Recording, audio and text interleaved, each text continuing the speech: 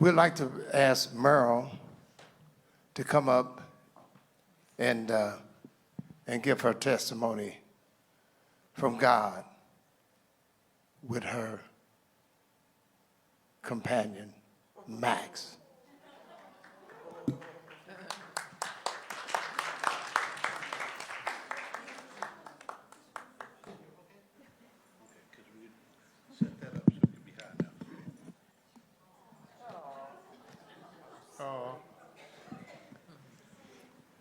My name is Maryl. This is my therapy dog, Max.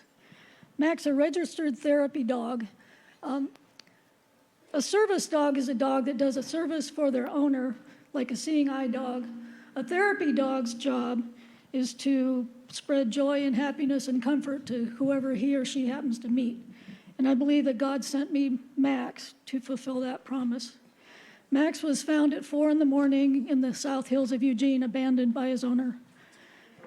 He was found by a vet tech from my vet's office, and she took him to work and spent a week trying to find his owner. I just happened to go in the office that week, and they said, "Oh, you have to see this little dog." And it's like, I already have a 65-pound Lab Shar-Pei and a 140-pound Lab St. Bernard. I don't need another dog, but it wouldn't hurt to meet him. When I saw him, I thought he'd be perfect for my friend Janine. She'd been looking for a therapy dog. I called her up and said, "Let's meet up at a busy mall and see if he has the aptitude to be a therapy dog." We did, and Max did very well. But Janine wanted her vet to check him out. Well, her vet found a microchip and tracked down the owner. And the owner said, "Oh, it's always getting out. I'll come pick him up." Unfortunately, when she got there, Janine said, "If you change your mind, let me know. Here's my phone number." About 2 weeks later, she called and said, "You can have him. I don't want him. He's too much trouble." Well, Janine's husband had Parkinson's, which was progressing, and she thought maybe she shouldn't take him. I said, "I'll take him. You can be his auntie." So when Max came to live with us, he was 10 months old. When he was a year old, he passed his therapy dog test for the first time. Max is going to be 16 years old in a couple months. So that for the past 15 years, except for COVID, Max and I have been visiting. We visit in hospitals and waiting areas where people's family may be in surgery and their loved one. And it's really comforting to have a little dog to pet. And we visit in pediatric units, and a lot of times the parents will say it's the first time their child smiled all day. Max is really a comfort in a time that might be scary or sad. For the past year, we've been going to school, and Max listens to the kids read. Max can't really hear anymore, but that doesn't seem to be a problem. He's always been a non-critical listener. But we just live across from the grade school, so we go over there, and Max gets to listen to the kids read.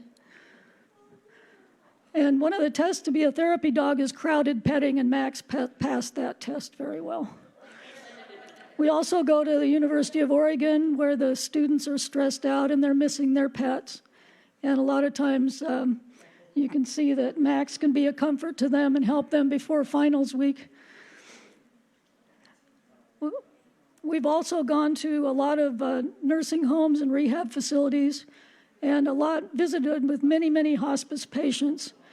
Max, I can put him on the bed, and he just will lie there and be a comfort to the people.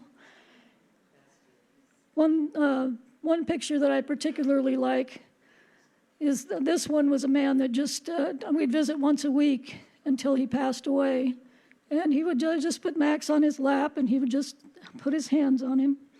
A lot of these pictures, you won't see faces for confidentiality reasons. This picture I particularly like because the patient is cradling Max, but you can see his wife's hand on Max.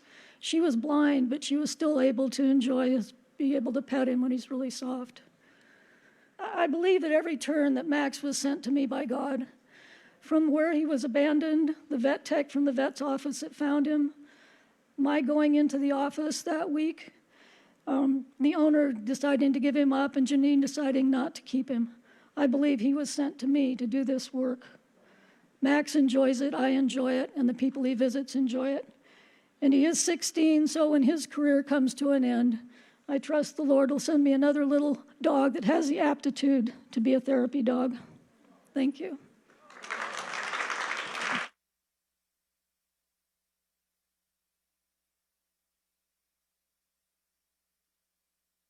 Isn't that wonderful? 16 years old. My God. He looked like he's 12.